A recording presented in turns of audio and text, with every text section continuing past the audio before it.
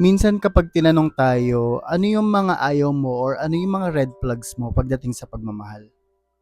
Minsan may sinasabi tayong ganito, ganyan, ayoko nang mainitin yung ulo, ayoko ng ganito, ng ganyan.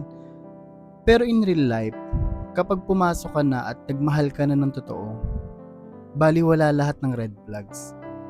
Kasi ang mangyayari parang babaliwalain mo lahat ng red flags niya, wag lang siyang umalis sa'yo. Or wag ka lang niya iwan. Tanggap mo lahat ng kamalian, tanggap mo lahat sa kanya. Ganun pala siguro talaga kapag totoong nagmamahal, no? Wala kang hinihinging kapalit.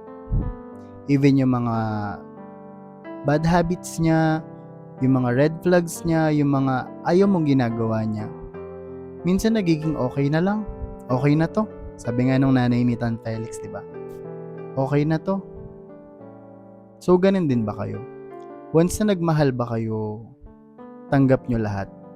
Yung tipong baliwala lahat ng red flags, mabigay nyo lang yung 5 language or 5 love language. Di ba? Ang saya pala magmahal.